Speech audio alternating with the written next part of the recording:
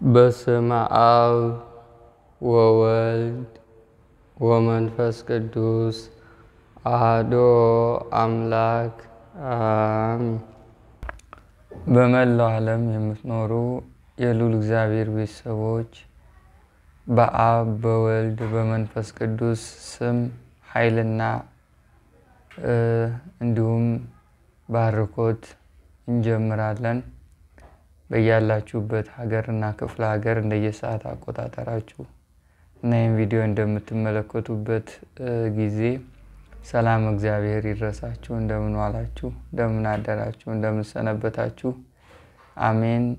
መመስገን የባህሪው የሆነ ትናንትን አሳልፎ ዛሬን የሰጠ ሁል ጊዜ በምህረቱ መሪነት ህይወታችንን የሚያስተካክልና በቡራኬው በኩል የክፉን ኃይል የሚጥል በምህረቱ የሚያኖረን በቸርነቱ የሚመራን ደግነቱና ምህረቱ የህይወታችን መሰረትና የኃይልና የስጦታ ምንጭ የሆነልን አምላክ ዛሬም ዘወትርም ሁልጊዜም ቢሆን በእኛ በደካሞቹና በታናናሾቹ አንደበት ስሙ ይክበር ይመስገን። አሜን። ዛሬ እንደ አጋዕዝተ ዓለም ስሉስ ቅዱስ ፈቃድ የምንማማርበት የትምህርታችን ርዕስ መተት የሚያደርጉብንና የሚያድሱብንን ሰዎች እንዴት አድርገን እናስቁማቸው በሚል ተነስተን አንድ አራት ነጥቦችን እንማማራለን። ጉባኤ ሐዋርያትን፣ ጉባኤ ነቢያትን፣ ጉባኤ አበውን፣ ጉባኤ መምህራንን የባረከና የቀደሰ አብሮ የነበረ ኃያሉ አምላክ መድኃኔ ዓለም እኛንም ጉባኤያችን ይባርክልን፣ አብሮን ከኛ ጋራም ይሁን። አሜን። እንደሚታወቀው ሁል ጊዜ ወደ ትምህርታችን ከመሄዳችን በፊት የኛ ጉባኤ ትልቁ ስጦታ ወይም ትልቁ ትርፉ ጥቅሙ ተማምሮ መበተን ብቻ ሳይሆን በበረከት የምንጎመኝበትን አቅጣጫዎችን መዘርጋት ነው። ከነዚህ ውስጥ ደግሞ የበረከት ስራዎች ናቸው። ብዙ ስራዎችን እንቅስቃሴዎችን መድኃኔ ዓለም ተደስቶብናል ብለን የምናስብበትንና እኛም የተባረክንበትን ስራዎችን ሰርተናል። አሁንም እየሰራን እንገኛለን። አሁን ደግሞ ለታላቁ መልአክ ለራማው ልዑል ለፈጣኑና ለኃያሉ መልአክ ለቅዱስ ገብርኤል ዓመታዊ ክብረ በዓል መንበር ለመግዛት እየተንቀሳቀስኩ ነው። እንግዲህ መንበር የስጦታ ሁሉ ትልቁ ስጦታ ነው። አንድ ሰው ለወዳጁ ስጦታ ሲሰጥ መርጦ ነው የሚሰጠው። ከአንዱ አንዱ ይለያል። ምርጡንና ልዩን አድርጎ የፍቅሩን መገለጫ ስጦታ ይሰጣል። እንደዛ ሁሉ ለቅዱስ ገብርኤል ያለንን የፍቅር ጽናት የምንገልጽበት ትልቁ ስጦታ መንበር ነው። መንበር አንደኛ ለብዙ ጊዜ ያገለግላል። ሁለተኛ ደግሞ ቅዱስ ገብርኤልም በብዛት ይባርከናልና ይጎበኘናል፣ ይደሰትብናል ብለን የምንገምተው ነው። መንበር ውድ ነው። ውድ የሆነ ስጦታ ለቅዱስ ገብርኤልም ይገባዋል። ክፉን ኃይል ስለሚጥልልን፣ በበረከቱ ስለሚጎበኘን፣ ስለሚመራን፣ ጠላትንም ጊዜውንም ዘመኑንም የኛን ባህሪና ማንነትንም አብሮ እየጠበቀ በብዙ ጎዳና ስለሚመራን ለሱ ይገባዋል። የበዓል ስጦታ ነው። አንድ ቤት ሲኬድ ባዶ እጅ አይኬድም። የሆነ ነገር ተይዞ ነው የሚኬደው። ልክ እንደዛ ሁሉ ለበዓሉ ቅዱስ ገብርኤል ቤትም ስንሄድ እኛ ይዘን የምንሄደው ትልቁ ስጦታችን ፍቅራችንንና ለሱ ያለንን ክብር ይገልጽልናል ብለን ያሰብነውን መንበር ነውና ይህ መንበር ከ350 እስከ 500 ሺህ ነው የሚፈጀው። ቀድሜ የጀመርኩትም ለዛ ነው፣ ብዙ ብር ስለሚያስፈልግ ነው። እና በቻላችሁት መጠን በቅዱስ ገብርኤል ስም እንድታግዙን እንድትሳተፉ ከስር ባለው አካውንት በስሙና በፍቅሩ ጠይቃችኋለሁ። ከዛ በተጨማሪ የቅድስት ሥላሴ ዓመታዊ ክብረ በዓል አለ። ሐምሌ 7 ዝክር አለ። ከምንም በላይ የቅድስት ሥላሴን ስም ማሰብ የክብርና የጸጋ ሁሉ የበላይ እንደሆነ በዜና ሥላሴ ላይ ተጽፏል። እንደውም የሎሌ ስም ተጠርቶ የጌታ ስም ሳይጠራ መቅረት የለበትም። ሁሉም ነገር የሚሆነው በቅድስት ሥላሴ ፈቃድ ነው። ያለ ቅድስት ሥላሴ ፈቃድ አንዲት የዛፍ ዘለላ እንኳን አትረግፍም። ስለዚህ ባለሟልነትን ክብርን በቅድስት ሥላሴ የሕይወት መጽሐፍና መዝገብ መጻፍን እንድናገኝ ይሄ ዝክራቸውን መዘከር መታሰቢያቸውን ማድረግ አለብን። የፈጠረንን አምላክ ማለት ነውና ሐምሌ 7 በሰፊው ያስበናል። ጾምም አይደለም መሰለኝ እሁድ ይሁን ቀኑ ምን ላይ እንደሚውል እርግጠኛ ባልሆንም ግን ጾም ላይ አይደለም ፍስክ ላይ ስለሆነ እርድ ስላለ በሰፊው እንዘክራለን። የዝክሩ ተሳታፊ እንድትሆኑ አሁንም እንጠይቃለን። ከዛ በተጨማሪ ገጠር ያለች የቅዱስ ገብርኤል ቤተክርስቲያን አለች እና የገጠር ሰዎች በእምነት ነው የሚሰሩት። ከብታቸውን ሽጠው ያላቸውን በሙሉ አቅማቸውን ተጠቅመው በጉልበታቸው በኃይላቸው ቤተክርስቲያን የሚሰሩትና የምታምር ቤተክርስቲያን ሰርተዋል። አሳያቸዋለሁ ፎቶ። ግን አሁን ጄኔሬተር የላቸውም። ጄኔሬተር ይፈልጋሉና ለዚህ ቤተክርስቲያን የቅዱስ ገብርኤል ቤተክርስቲያን ነው ከቻልንኛ ጄኔሬተሩን እንገዛለን። ከዚህ በፊት አንድ ጄኔሬተር ለቅድስት ለመብርሃን ገዝተናል። አንድ ሰው ነበር የቻለልን። አሁንም ደግሞ ከዝክሩ ከመንበሩ በተጨማሪ ለዚህ ቤተክርስቲያንም ጄኔሬተር እንገዛለን የሚል ሐሳብ አለን። እንግዲህ እኛ እናስባለን።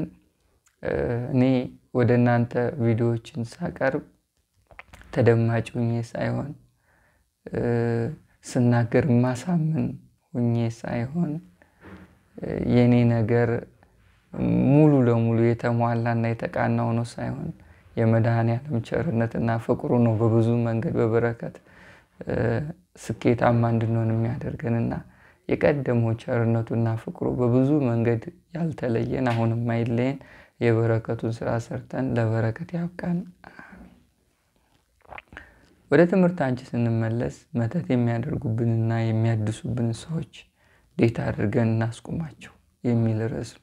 ይሄ ትልቁና የብዙዎቻችን ችግር ጥያቄም ጭምር ነው። የመተቱ ዓለም በዚህ ዘመን መክበሪያ ነው፣ መንገሻ ነው። የመተቱ ዓለም የስጋን ፍላጎት ማሟያና ሌላውን ማራቆቻ ሌላውን መቀሚያ የርኩሰትና የእርግማኑን ኃይል ማስፈጸሚያ መሳሪያ ነው መተት። ዲያብሎስ በጣም ከረካበትና ተንሰራፎ ትውልዱን ካጠቃበት ከዛም በላይ የእግዚአብሔርን ሕዝብ ካናጋበት ነገር አንዱ የመተቱ ዓለም ነው። የመተቱ ዓለም የዲያብሎስ ልጆች አፍርቷል። የመተቱ ዓለም የርኩሰቱን ኃይል ሀገራዊ አድርጓል። የመተቱ ዓለም ክፉ ሰዎች እንዲበዙ አድርጓል። የመተቱ ዓለም የክፉ ስራና ግብር መሰረትና መነሻ። መተት ውስጥ የገባ ሰው በቀላሉ አይወጣም። መተት ውስጥ የተጨማለቀ ሰው በቀላሉ ታጥቦ አይነጻም። መተት ውስጥ አይኑ ያረፈ ሰው አይኑን በቀላሉ ከዛ ቦታ ላይ አይነቅልም። መተት ውስጥ የተሳሰረና በፍቅር የተያዘ ሰው ከዛ ፍቅር በቀላሉ አይፋታም። ከባድ የሆነ ውህደት ነው የሚፈጥሩት። ስለዚህ በብዙ መንገድ በመተቱ ዓለም ዛሬ ብዙ ሰዎች ከብረዋል። በመተቱ ዓለም ክፉ ሰዎች ቦታን ይዘዋል። በመተቱ ዓለም መልካም የሆነ ነገር ያላቸው ይመስላል። ክፉ ሰው መነሻና መጀመሪያ ያለው መጨረሻ ግን የለው። ክፉ ሰው መጀመሪያውና መነሻው የተዋበና የደመቀ መስሎ ይታያል። መጨረሻው ግን የሚያስጠላና በእርግማን የተከበበ ፍጻሜ ነው ያለው። ክፉ ሰው መጀመሪያ ያለው መጨረሻ የለው፣ መነሻ ያለው መድረሻ የለው። በመተታ ህይወት ውስጥም የሚመሩ ሰዎች መነሻ አላቸው፣ ያማረ ይመስላል። መጨረሻው ግን የከፋና የእግዚአብሔር ቁጣ የሚገለጥባቸው መዓቱ የሚታይባቸው አይነት ሰዎች ናቸው። የእግዚአብሔር የመዓት መገለጫዎች፣ የእግዚአብሔር የቁጣ ዓለም ማያዎች ወይም የእግዚአብሔርን ቁጣ የሚታይባቸው አይነት ሰዎች ከእግዚአብሔር ምህረትና ቸርነት የራቁ ምህረቱን የናቁ የቃለሉ ናቸው። በክርስትና ህይወት ውስጥ ትልቁ በደል እግዚአብሔርን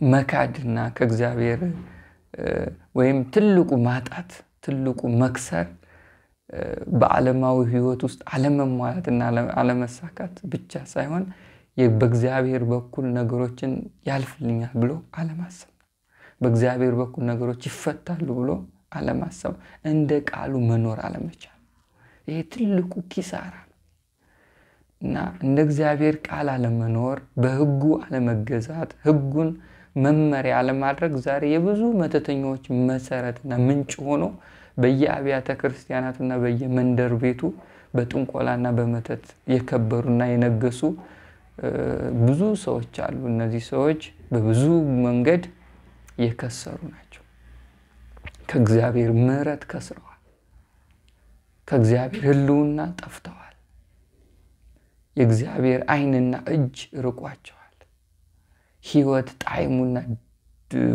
የህይወት ጣዕም ድንግዝግዝ ብሎባቸዋል ምንነታቸው ራስ አይገባቸው በመናፍስት ቁጥጥርና እጅ ውስጥ ገብተው ዲያብሎስ ሐሳብንና ፍላጎት እያስፈጸሙ ክፉ መንፈስን ዓለም የበለጠ እያሰፉ የመዓቱንና የርግማኑን ጊዜና ዘመን የምጽአቱን ዓለም የሚያፋጥኑ አይነት ሰዎች ናቸው መድኃኔዓለም ማስተዋል ያድላልውላችሁ ስለዚህ ይሄ የመተቱ ዓለም በጣም ከባድ አይነት ውጊያ ነው እንዴት አድርገን ነው እነዚህ ሰዎችን የምናስቆማቸው አንድ ሰው አንተን በክፉ አይን ሲያይ በተንኮል አይን ሲመለከት የክፉ አይን መነሻውና መጨረሻው በመተት ህይወት ውስጥ አንተን ማሰር አንተን መንቀል አንተን ማሳጣት ማራቆት ነው ያለህን ነገር ማጥፋት ማውደም ያለህን ነገር መውሰድ ነው መስለም መስረቅ ይሄ ትልቁ ጉዳት ነው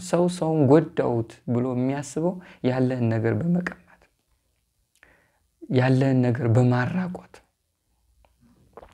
እንግዲህ እነዚህ ሰዎች በምን አይነት መልኩ ነው እናስቆማቸው የመጀመሪያው ነገር የክፉን ኃይል አካሄድ ሊሰብርልን የሚችለው የእግዚአብሔር ኃይል ነው የዲያብሎስን ኃይል የሚሰብረው የመድኃኔዓለም ኃይል የዲያብሎስን ኃይል የሚያጠፋው የመድኃኔዓለም የቸርነቱና የምህረቱን ኃይል ሲለቅ በእግዚአብሔር በኩል የማይሰበር የዲያብሎስ ውጥን ሐሳብ የለም በእግዚአብሔር በኩል የማይሻር ክፉ የሆነ አካሄድ የለም የማይዘጋ ቀዳዳ የለም ስለዚህ በመድኃኔዓለም ቸርነትና ምህረት በኩል የዲያብሎስን ሐሳብና ፍላጎት የክፉ ሰዎችን ምኞት እናጠፋባቸዋለን ይሄ የሚሆነው የመጀመሪያው ነጥብ በስማቸው የምናደርገው መንፈሳዊ ንቅናቄ ነው በስማቸው መጸለይ በስማቸው መስገድ በስማቸው መቁረብ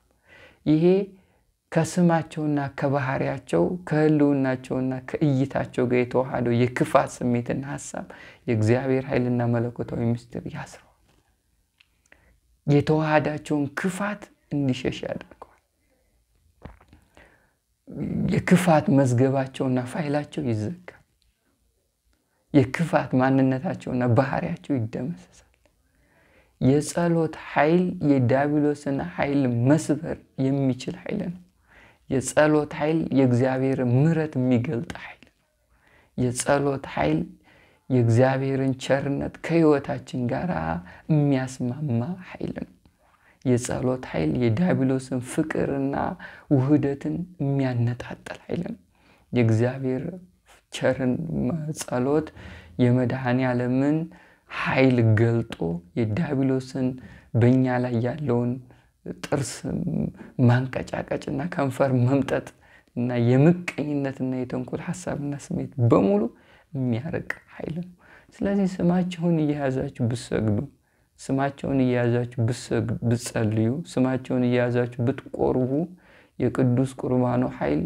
የመድኃኔዓለምን ቸርነትና ምህረት ገልጦ በቸርነቱና በምህረቱ በኩል የነሱ ህይወት ስለሚነካ ባህሪያቸው ክፉ ስለሆነ ከናንተ ይሸሻሉ የመድኃኔዓለም ቸርነት ከዛ በኋላ የኛ ህይወት ምስክር ይሆናል የመድኃኔዓለም ቸርነት የጎበኘው ህይወት ይኖረናል ቸርነቱ የነካው ባህሪና ማንነት ይኖረናል ስለዚህ አንደኛ የመተተ ዓለሙንና የክፉ ሰዎችን ክፋት የዲያብሎስን ሐሳብ የምንሽርበትና የምናከሽፍበት ኃይል የሚሆነን የመድኃኔዓለም ቸርነት የሱ ድንቅ የሆነ ምህረቱን ለመድኃኔዓለም ቸርነትና ምህረት ምስክሮች የምንሆነው በቸርነቱና በምህረቱ በኩል የዲያብሎስን ሐሳብና ፍቅር እና የክፉ ሰዎችን ምኞት ስንሽርና ስናከሽፍ ነው። መድኃኔዓለም ምህረቱን ያድለን።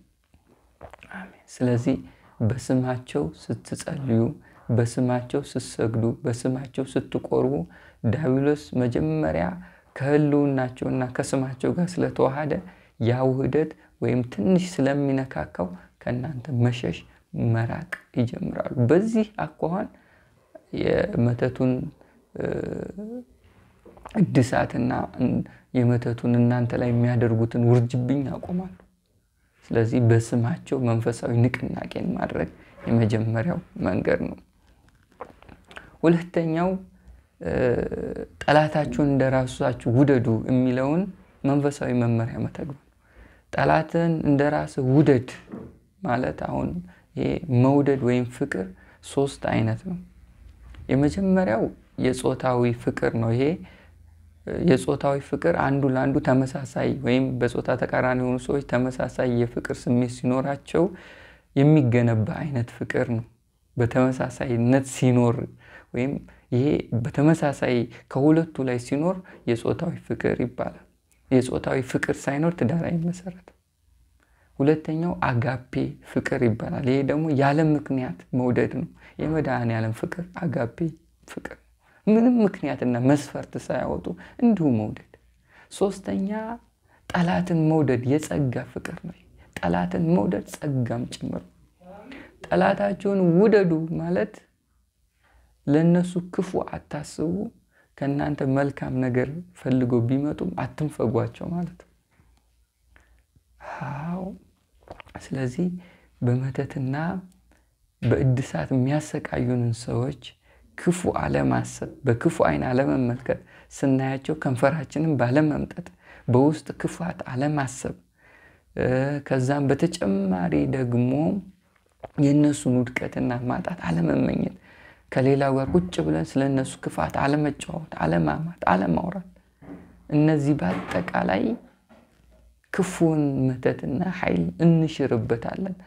ደግነትና የዋህነት መድኃኔዓለም በእነሱ ውስጥ ህይወትን ስለሚገልጥ ክፉን መንፈስ ያሸንፉታል። የመድኃኔዓለም ኃይል የተገለጠበት ቦታው በሙሉ ክፉን መንፈስ ይሰብራል።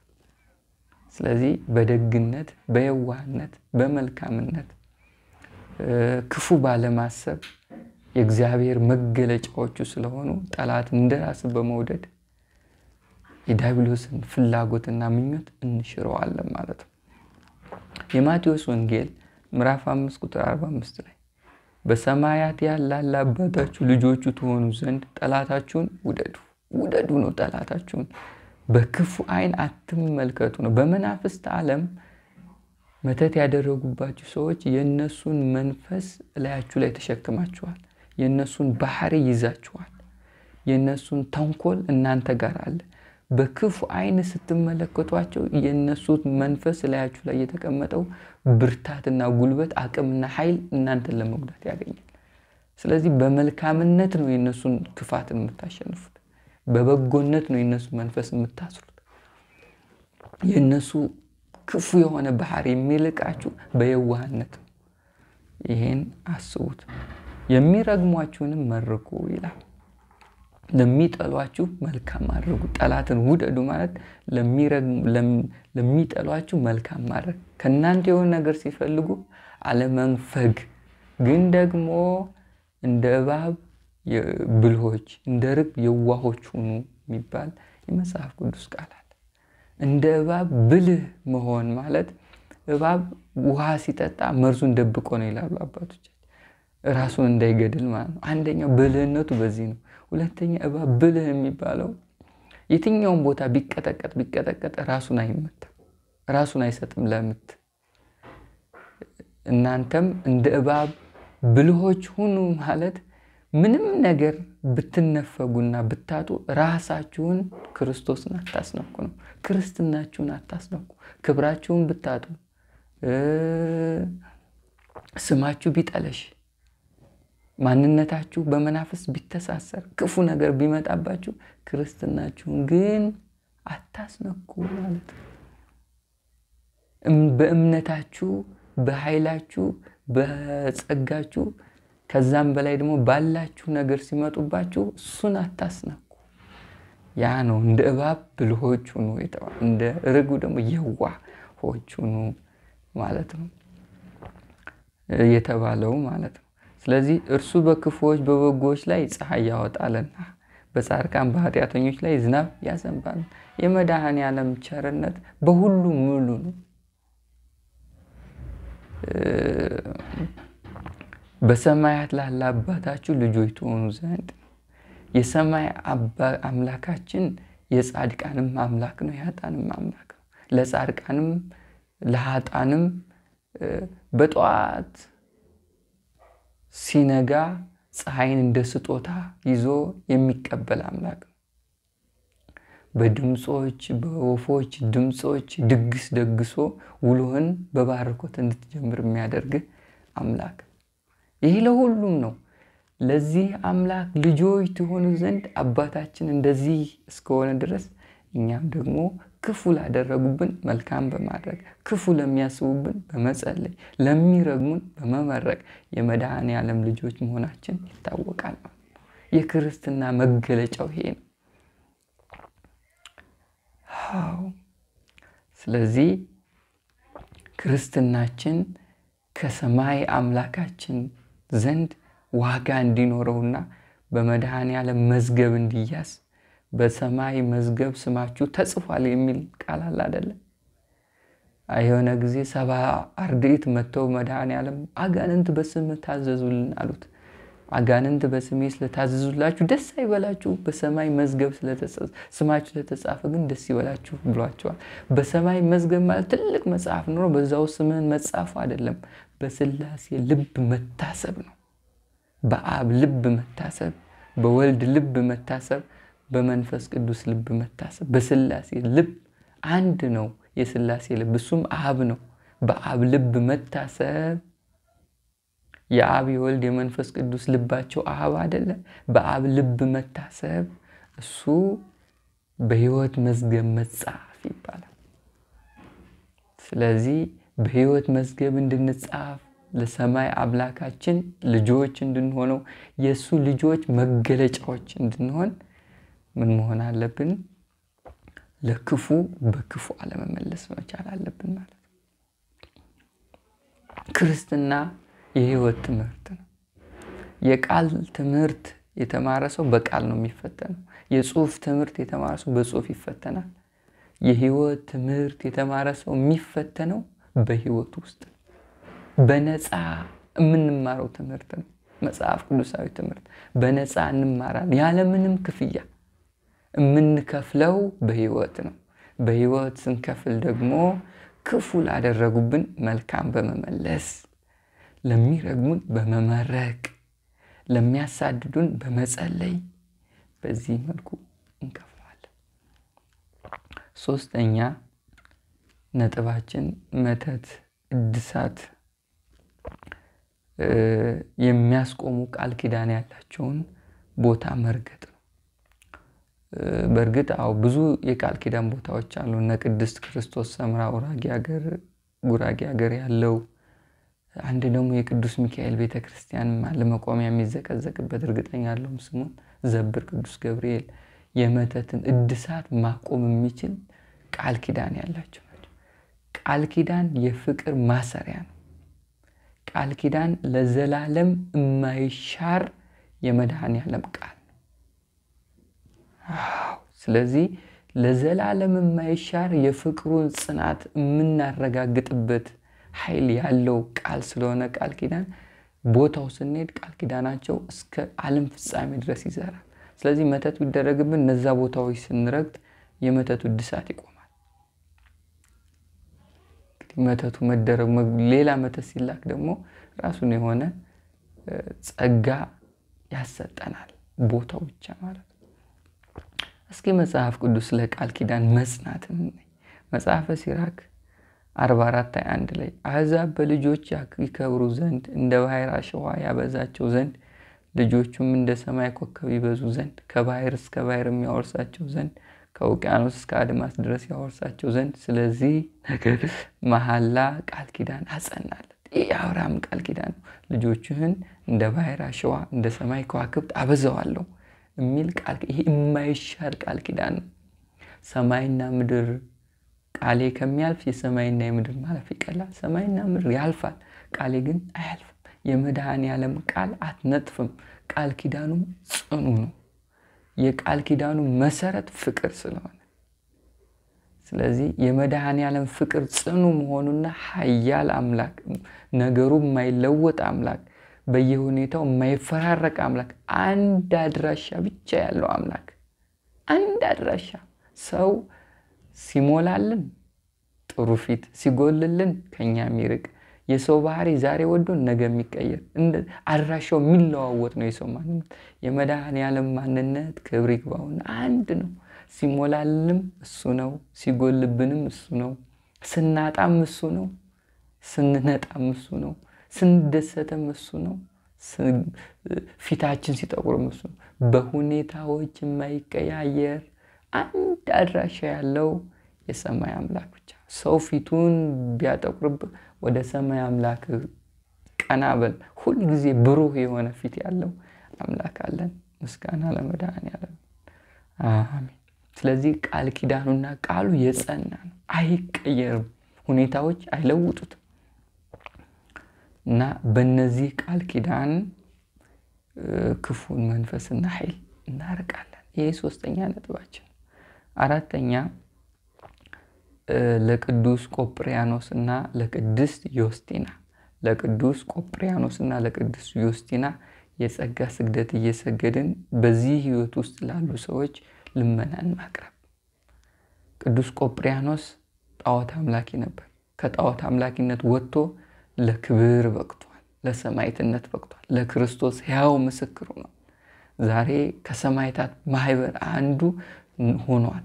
እንደዛው ሁሉ እነዚህ ሰዎችም ከጥንቆላና ከመተት ወጥተው ወደ መድኃኔዓለም ክብር እንዲመለሱ፣ የቅድስት ሥላሴ እንዲመለሱ፣ ለመድኃኔዓለም ሕያው ለሆነው ስሙ ምስክር እንዲሆኑ፣ የመድኃኔዓለምን ኃይልና ፍቅር እንዲቀምሱ፣ ከዲያብሎስ ጋር ያላቸውን መዝገብና ፋይል እንዲዘጉ፣ ውህደታቸውን እንዲያቋርጡ፣ የመድኃኔዓለም ክብር በህይወታቸው ውስጥ እንዲገለጥ ለነዚህ ሰዎች ጸሎት ማቅረብ ያስፈልጋል።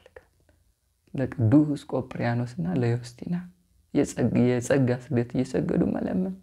እናንተን ከእሳት ያወጣ አምላክ እነዚህንም ሰዎች እንዲያወጣ፣ እናንተን ከዲያብሎስ እስራት የፈታ አምላክ ለነዚህም እንዲደርስ፣ የእናንተ አምላክ ይርዳን፣ የእናንተ አምላክ ይመልከተን፣ ለእናንተ የምህረት ፊቱንና ቸርነቱን የገለጠ አምላክ ለእኛም ይግለጥልን ብሎ ለነሱ ማቅረብ። እነዚህ ሰዎች የመተቱን ኃይል አቁመው እንዲመለሱ የሚያደርግ ጽናት ያለው መንፈሳዊ ህይወት ካለን ይሳካል። እሺ አሁን አስበው እንግዲህ የሐዋርያው ቅዱስ ያዕቆብ መልእክት ምዕራፍ 5 ቁጥር 16 ላይ ያዕቆብ መልእክት እርስ በርሳችሁ በኃጢአታችሁ ተናዘዙ ትፈወሱም ዘንድ እያንዳንዱ ስለሌላው ይጸልይ፣ የጻድቅ ሰው ጸሎት በስራዋ እጅግ ኃይልን ታደርጋለች። የጻድቅ ሰው ጸሎት አያችሁ፣ እናንተ ጻድቁ ናችሁ ሳይሆን በነ ቆጵርያኖስ ጸሎት፣ የነሱ ጸሎት ኃይልን ታደርጋለች። የጻድቅ ሰው ጸሎት ኃይልን ታደርጋለች። ኃይሏ ደግሞ የእግዚአብሔር ምሕረት በህይወት ውስጥ እንዲገለጥ ታደርጋለች። የጻድቅ ሰው ጸሎት የዓለምን ሁኔታ ትቀይራለች። የልብን አድራሻ ትቀይራለች። የልብን መዝገብ ብሩክ ታደርጋለች። የጻድቅ ሰው ጸሎት ሰማይን ትከፍታለች። ከቅድስት ሥላሴ ፊት ታቀርባለች። የቅድስት ሥላሴን ፍቅር በህይወት ውስጥ እንዲሰርጽ ታደርጋለች።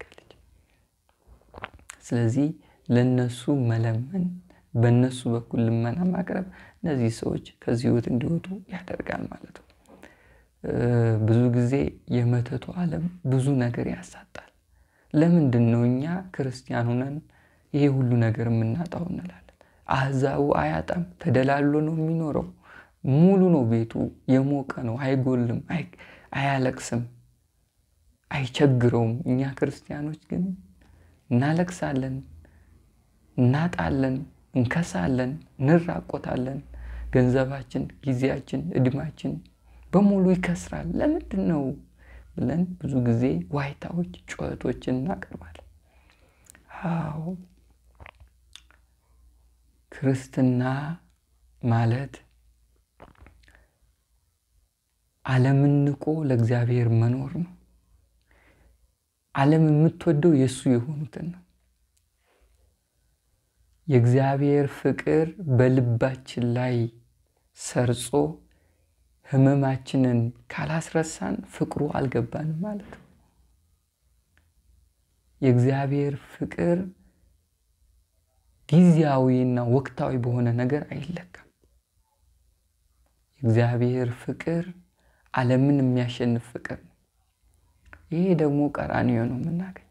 ቀራንዮ ላይ መድኃኔዓለም ዓለም ሲነሱበት፣ ሲገፉት፣ ሲሰድቡት ነው የምታገኙት። የኛ የክርስትና አድራሻ ቀራንዮ ነው። የህይወታችን አድራሻ ቀራንዮ ነው። ክርስቲያን ከሆን ክርስትና ህይወት በምድር እናንተ የአባቴ ቡሩካኖች ኑ ተብሎ የለ። እናንተ የአባቴ ቡሩካኖች ለመባል በሰማይ በምድር እናንተ ርጉማኖች መባል ያለበት አይነት ህይወት። ዓለም እናንተ ርጉማኖች ትለናለች። በሰማይ ያለው አባታችን የአባቴ ቡሩካኖች እንዲለን። ክርስትና ስለ ዘላለማዊ መንግስት በህይወት ውስጥ እየገለጡ መጓዝ ነው። ክርስትና መከራ አልጋ ባልጋ አይደለም። አልጋ ባልጋ ከሆነማ እኛ ከዓለም በምን ተለየን? ክርስትና ማለት በእሳት ውስጥ ተከቦ እየኖሩ እሳቱን ማይነካው ወላፈኑ አይንካኝ እንዴት ይባላል? በዓለም ውስጥ እየኖረን የዓለሙ ፈተና እንዴት አይንካኝ ይባላል? ስለዚህ እሳቱን ባይነካን ወላፈኑ ይነካናል እና መፈተናችን ያለ ነው። የክርስቶስ ስንሆን መገለጫችን ይሄ። በብዙ መንገድ የመናፍስት ውርጅብኝ፣ የክፉ ሰዎች የሐሳብ ውጊያ፣ የእርግማን አዋጆች በሙሉ የህይወታችንን በአንድም በሌላም በኩል አሳስሮ ይዘውታል። እንዳንሰራ ተይዘናል፣ እንዳያልፍልን ተሳስረናል፣ እንዳናስብ አይምሮአችን ተወስዷል፣ እንዳናይ እይታችን ድንግዝግዝ ብሏል። በብዙ መንገድ ተጎድተናል፣ በብዙ መንገድ አጥተናል፣ በብዙ መንገድ ከስረናል። ግን የስልጣኔ፣ የሀብት፣ የክብር፣ የዓለማዊ ክብር ድሃዎች ነን። የመንፈሳዊ ህይወት ግን ስልጣኔ ድሃዎች አይደለን። አምልኮት አውቀናል፣ ጸሎት አውቀናል፣ ምስጋና አውቀናል፣ እግዚአብሔርን መጠየቅ ለምደናል፣ ማልቀስ ተለማምደናል፣ የቅዱሳንን ፍቅር ቀምሰናል። የማይነዋወጥ የመብርሃንን የእናትነቷን ፍቅር ልባችን ላይ አድሮ ክፉን ጊዜ በሷ በኩል ያለፍንበትን ዘመን እናስታውሳለን። የመብርሃን ደግነት የነካው ህይወት ነው ያለን። የመብርሃን ርህራሄ የጎበኘው ሰብአዊ ማንነት ነው ያለን። ለሷ ደግነት፣ ለሷ ርህራሄ፣ ለእናትነት ፍቅሯ ምስክር የሆነ ህይወት አለ። ይሄም በውጊያ ነው ያካበትነው፣ አትርሱ። መድኃኔዓለም በቸርነቱ ክፉን ኃይል ይጣልልን። አሜን። ወስብሐት ለእግዚአብሔር። ይቆይ።